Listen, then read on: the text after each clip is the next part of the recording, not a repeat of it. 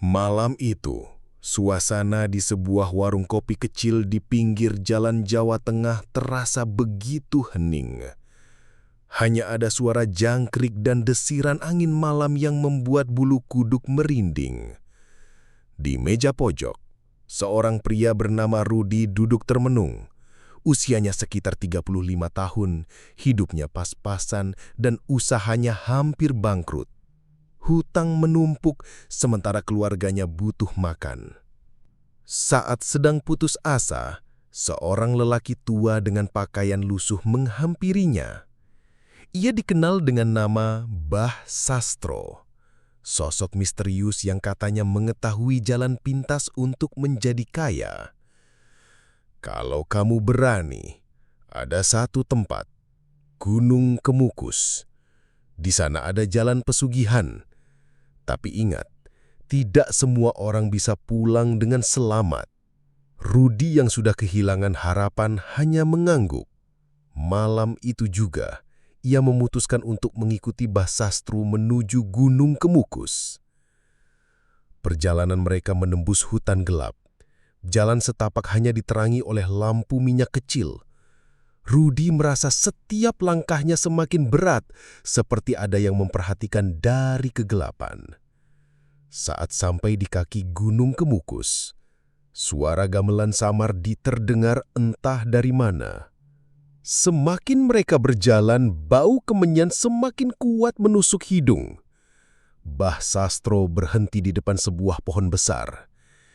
Ingat, disinilah pintunya.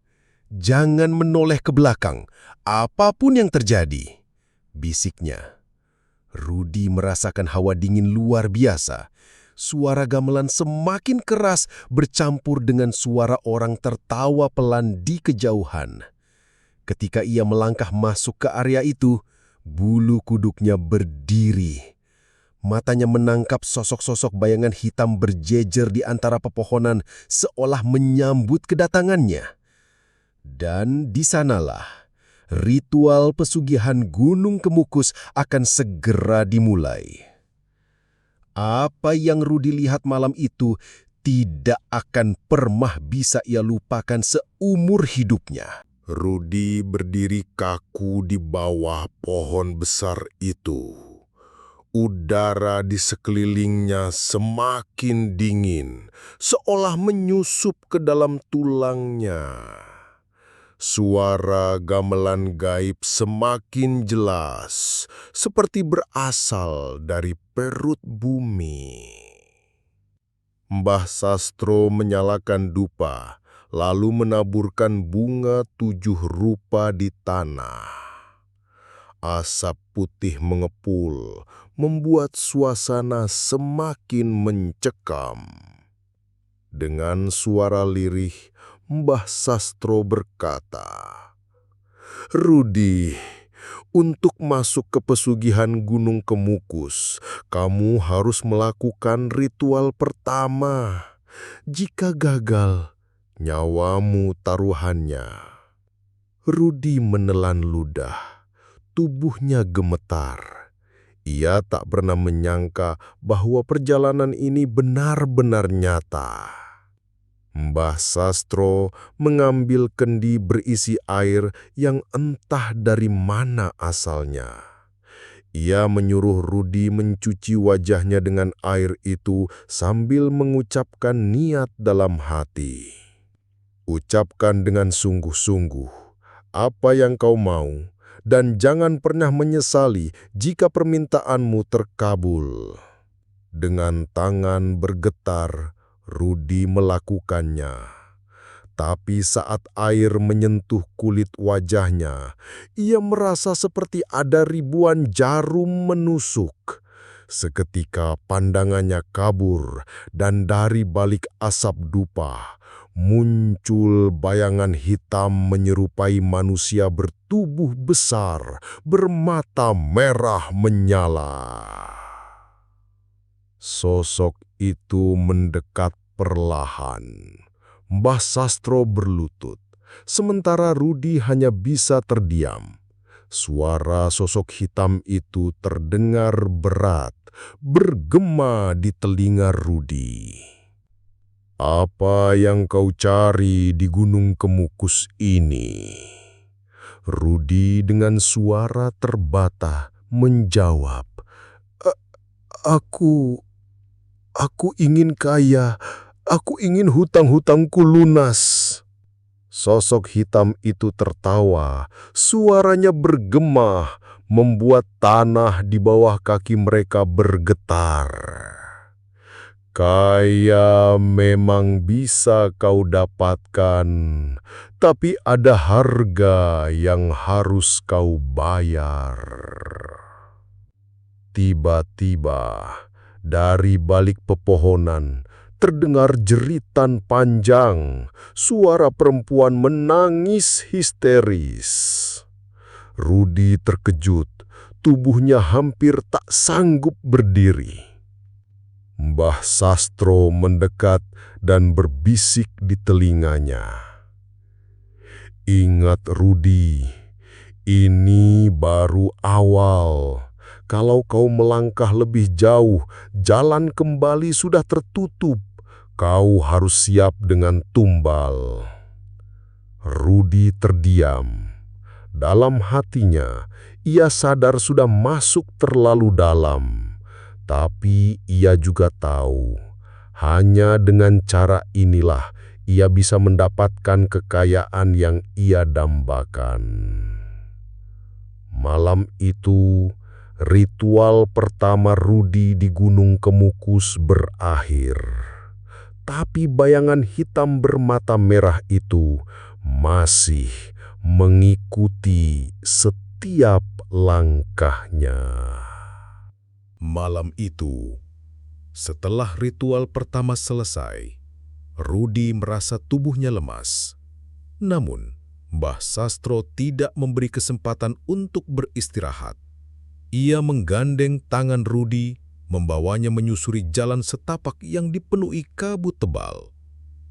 Setiap langkah terasa semakin jauh dari dunia nyata. Mereka berhenti di depan sebuah gua sempit. Bau anyir menusuk hidung, bercampur dengan aroma kemenyan. Dari dalam gua, terdengar suara berbisik-bisik, seperti puluhan orang sedang berdoa. Mbah Sastro berkata lirih, "Rudi, di dalam gua ini, kau harus memberikan tumbal pertamamu. Kalau tidak, semua yang sudah kau lakukan akan sia-sia." Rudi tercengang. "Tumbal? Maksudnya apa?" Mbah Sastro menatapnya dengan mata tajam. "Bukan nyawa manusia, belum saatnya. Cukup seekor ayam hitam yang sudah kusiapkan." Mbah Sastro mengeluarkan seekor ayam hitam dari karung kecil. Ayam itu berkokok aneh. Suaranya serak, tidak seperti ayam biasa. Dengan sebilah pisau kecil, Mbah Sastro memotong leher ayam itu, darahnya ditampung ke dalam kendi. Rudi dipaksa untuk mencelupkan tangannya ke dalam darah yang masih hangat. Saat darah menyentuh kulitnya, tiba-tiba telinga Rudi berdenging keras. Pandangannya berkunang-kunang, dan ia mendengar suara-suara aneh berbisik-bisik. "Terimalah, terimalah perjanjian ini." Bayangan hitam bermata merah dari ritual sebelumnya muncul lagi, kali ini lebih dekat. Tangannya yang besar menunjuk ke arah Rudi seakan mengikat janji. Darah ayam yang menempel di tangan Rudi tiba-tiba berubah menjadi panas, menyisakan bekas luka menyerupai simbol aneh, seperti tulisan Jawa kuno yang tak ia pahami. Mbah Sastro berkata, "Itu tandanya perjanjianmu sudah dimulai. Kau tidak bisa mundur, Rudi." Rudi menatap tangannya dengan gemetar. Ia sadar, jalan kembali sudah tertutup. Tiba-tiba, dari dalam gua, terdengar suara perempuan merintih seperti kesakitan. Rudi menoleh ke arah suara itu, namun Mbah Sastro langsung menariknya. "Jangan pernah masuk ke dalam. Itu tempat roh-roh penunggu. Kalau kau melanggar, nyawamu melayang malam ini juga." Suara rintihan itu berubah menjadi tawa keras, bergema hingga membuat dada Rudi sesak. Ia hampir pingsan, tapi Mbah Sastro segera menepuk bahunya. Malam itu, tumbal pertama sudah diberikan. Tapi Rudi tidak tahu, tumbal berikutnya bukan lagi seekor ayam, melainkan sesuatu yang jauh lebih mengerikan. Malam di Gunung Kemukus semakin larut. Angin dingin berhembus menusuk tulang, sementara kabut putih semakin tebal menutupi jalan setapak. Rudi masih memandangi telapak tangannya yang kini berbekas tanda aneh, hasil dari ritual tumbal ayam hitam tadi. Bekas itu terasa panas, seakan hidup, berdenyut mengikuti detak jantungnya. Mbah Sastro berjalan di depan, lalu berhenti di sebuah batu besar yang menyerupai altar. Di atasnya ada sesajen berupa kemenyan, bunga 7 rupa, dan kendi tanah liat yang ditutup kain merah. Mbah Sastro membuka kain merah itu. Dari dalam kendi keluar bau anyir bercampur wangi kemenyan, membuat kepala Rudi pusing. Dengan suara bergetar, Mbah Sastro berkata, "Rudi, mulai malam ini hidupmu akan berubah.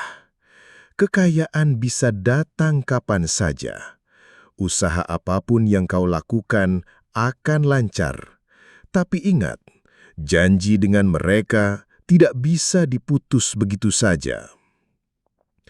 Rudi menelan ludah, lalu bertanya, "Apa yang harus kubayar?" Mbah Sastro menatapnya tajam. "Tumbal pertamamu hanyalah seekor ayam. Tapi untuk mempertahankan perjanjian ini, suatu saat nanti kau harus memberikan tumbal nyawa. Bisa keluargamu, bisa orang terdekatmu, atau bahkan dirimu sendiri." Rudi terdiam, dadanya sesak, wajahnya pucat pasi. Namun dalam hatinya ada suara lain yang berbisik, "Kalau kau ingin kaya, terimalah, kau tak punya pilihan lain." Dan benar saja, bayangan hitam bermata merah muncul kembali di hadapan Rudi. Kali ini lebih jelas. Tubuhnya tinggi besar, kulitnya legam, dan matanya menatap tajam penuh amarah. Sosok itu berbicara dengan suara bergema. "Aku bisa memberimu harta, tapi sebagai gantinya, kau harus menyerahkan nyawa." Tiba-tiba, di hadapan Rudi muncul bayangan tumpukan emas, rumah megah, mobil mewah, dan semua yang ia impikan. Rudi hampir terbuai, matanya berkilat penuh harap. Namun bersamaan dengan itu, ia melihat bayangan anak dan istrinya menangis di dalam kegelapan.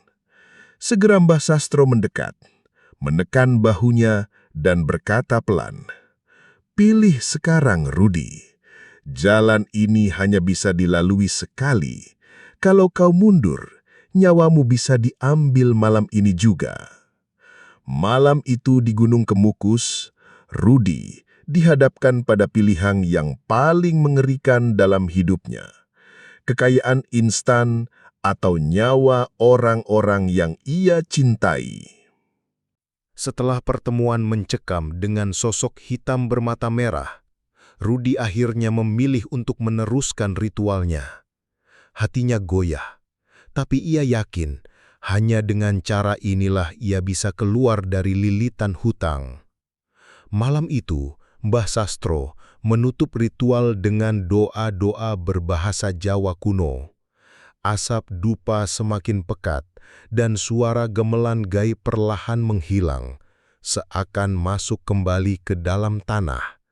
Saat mereka menuruni Gunung Kemukus, Rudi merasa ada sesuatu yang aneh. Ia mendengar langkah kaki di belakangnya, seolah ada yang mengikuti. Tapi setiap kali menoleh, Tak ada seorang pun di sana.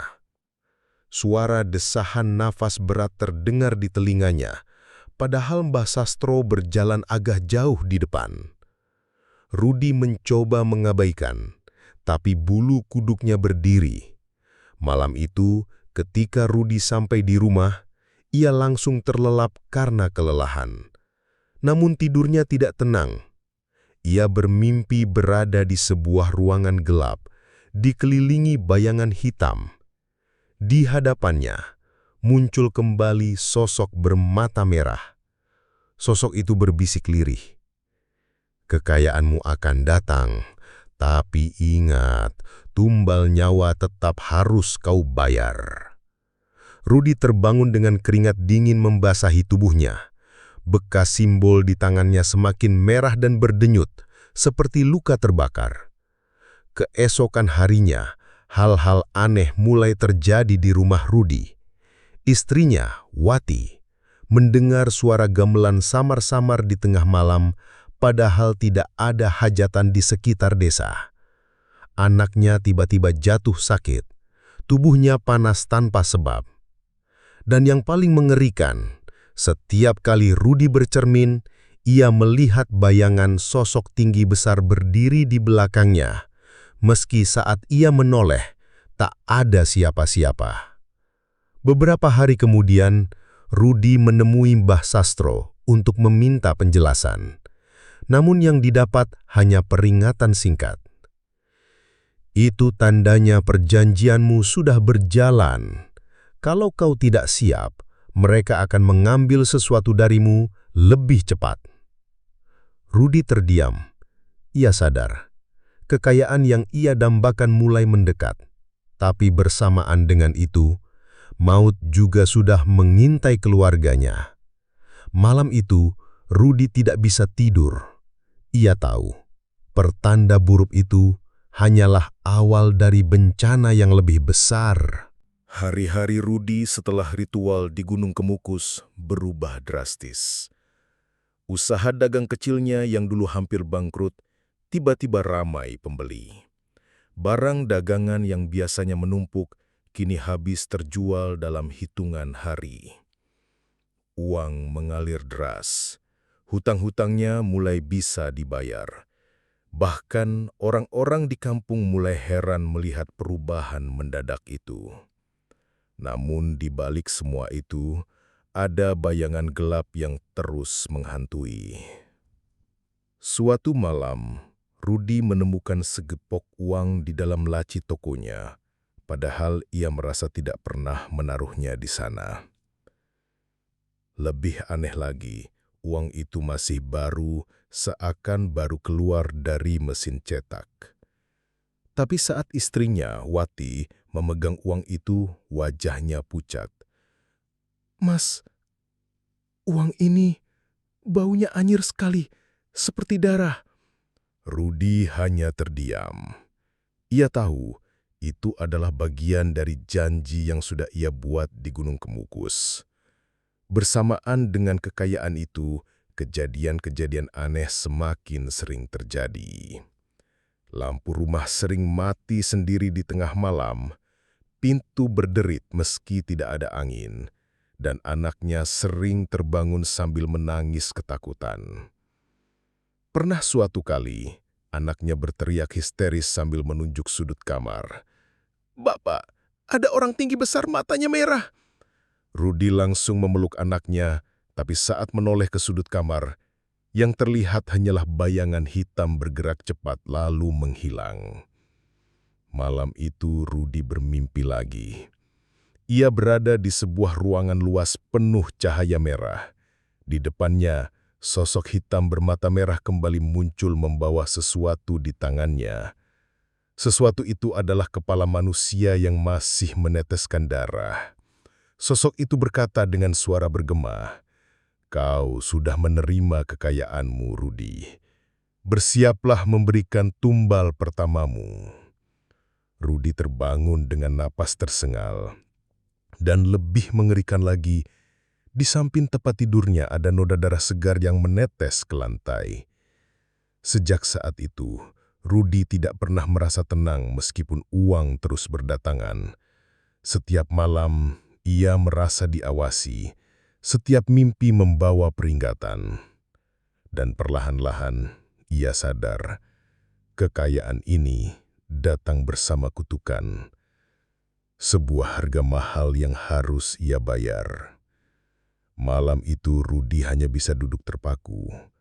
Ia tahu, sebentar lagi waktunya memberikan tumbal akan tiba. Malam itu, Rudi duduk sendirian di ruang tamu rumahnya. Di luar, hujan turun deras, petir sesekali menyambar langit.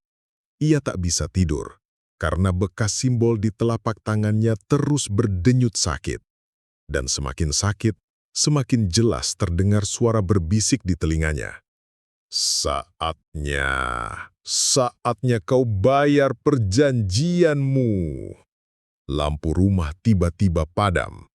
Rudi hanya ditemani cahaya kilat yang sesekali masuk dari jendela. Dari pojok ruangan, muncul sosok hitam tinggi besar dengan mata merah menyala.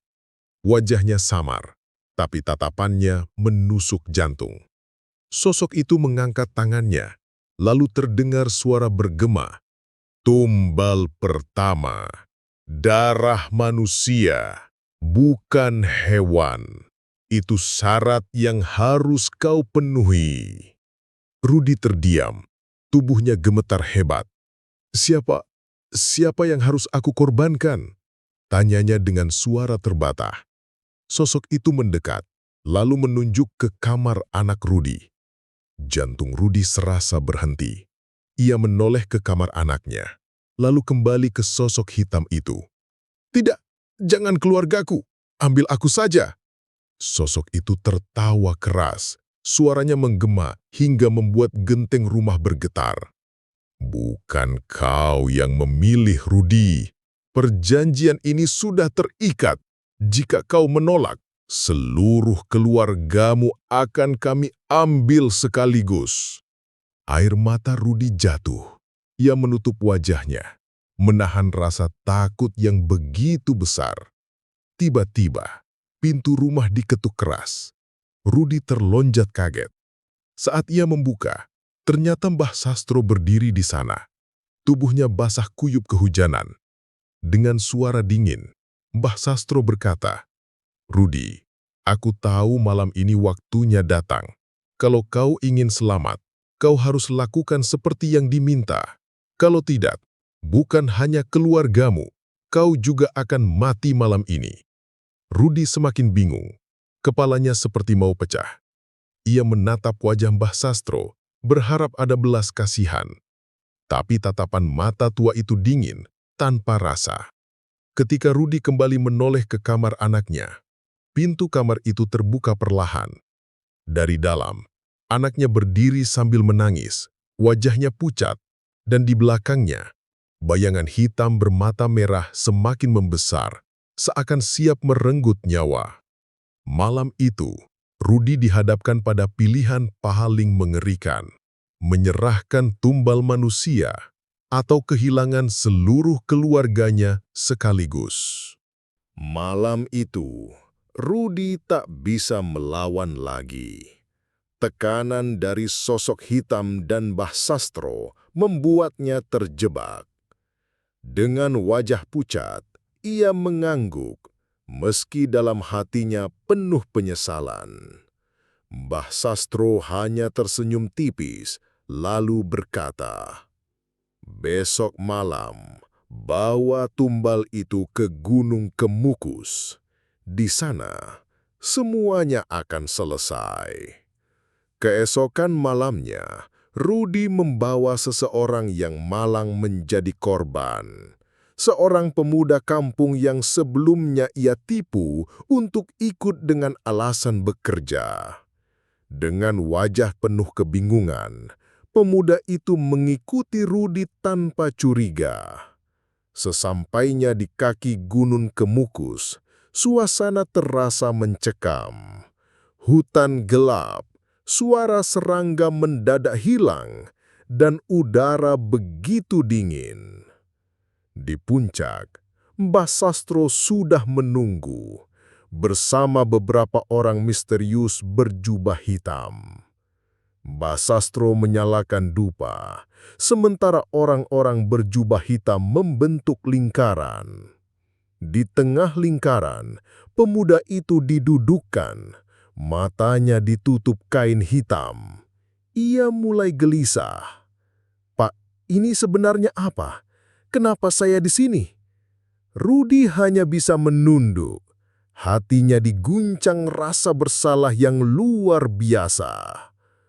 Lalu, suara berat bergema dari kegelapan. "Sekarang waktunya, darah harus ditumpahkan." Tanpa ampun, salah satu orang berjubah hitam menghunus keris panjang. Dengan sekali gerakan, leher pemuda itu digorok. Darah muncrat deras membasahi tanah keramat Gunung Kemukus. Rudi gemetar hebat. Matanya membelalak, tak percaya dengan apa yang baru saja ia saksikan.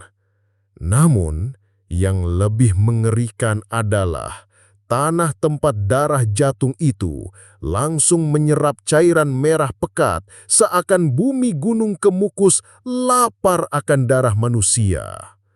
Dari dalam tanah terdengar suara erangan panjang seperti sesuatu yang sedang bangun dari tidurnya. Setelah darah korban meresap habis, api dupa semakin membesar, berubah menjadi nyala berwarna hijau. Lalu dari balik asap, muncul sosok tinggi besar dengan mata merah membara. Suara beratnya menggelegar. "Bagus, perjanjian sudah ditepati. Kekayaanmu akan terus bertambah selama kau setia memberi tumbal." Rudi berlutut, tubuhnya lemas. Ia menangis dalam hati, tapi tak bisa lagi mundur. Kini, ia tahu jalan yang ia pilih sudah mengikatnya pada sesuatu yang jauh lebih besar dari sekedar kekayaan. Malam berdarah itu hanyalah awal. Dan Gunung Kemukus kini sudah mencatat nama Rudi dalam daftar orang-orang yang terikat pada kutukan pesugihan. Sejak malam berdarah di Gunung Kemukus, Rudi tidak pernah bisa tidur dengan tenang. Meski kekayaannya mulai bertambah pesat, rumahnya kini dipenuhi oleh teror tak kasat mata. Setiap malam, Rudi selalu terbangun karena mendengar suara tangisan seorang pemuda. Tangisan lirih itu terdengar dari luar jendela, lalu berpindah ke dalam kamar, bahkan kadang terdengar persis di telinganya. "Kenapa, Pak? Kenapa kau korbankan aku?" Suara itu begitu jelas, seakan korban yang ia serahkan di Gunung Kemukus kini kembali untuk menuntut balas. Suatu malam, ketika Rudi masuk ke kamar mandi, ia melihat bayangan di cermin. Bukan wajahnya sendiri, melainkan wajah pemuda yang ia korbankan dengan leher penuh darah, matanya melotot, dan bibirnya terus bergerak mengucapkan satu kata. "Tumbal." Cermin itu tiba-tiba retak dan darah muncrat dari dalamnya, membuat lantai kamar mandi penuh cairan merah. Rudi berteriak, tubuhnya gemetar, tapi begitu ia keluar kamar mandi, semuanya menghilang, seolah tidak pernah terjadi. Teror itu tidak hanya menimpa Rudi. Anak perempuannya mulai sering berbicara sendiri di kamar. Saat ditanya, ia menjawab polos. "Ayah, tadi Mas itu datang. Dia duduk di pojokan kamar. Lehernya berdarah, tapi dia bilang dia temannya ayah." Rudi pucat pasi, tubuhnya lemas mendengar pengakuan anaknya. Istrinya juga sering pingsan karena mendengar langkah kaki orang asing di rumah, padahal tak ada siapa-siapa. Suatu malam, ketika Rudi mencoba tidur, ia merasa dadanya ditekan sesuatu. matanya terbuka, dan di atas tubuhnya berdiri sosok korban yang sudah mati, wajahnya penuh darah, mulutnya ternganga lebar, dan dari dalam mulut itu keluar suara menggelegar. Kau tidak akan tenang sebelum tumbal berikutnya jatuh. Seketika, lampu rumah padam, jendela bergetar hebat, dan bau anyir darah memenuhi ruangan. Malam itu, Rudi sadar tumbal pertama hanyalah awal.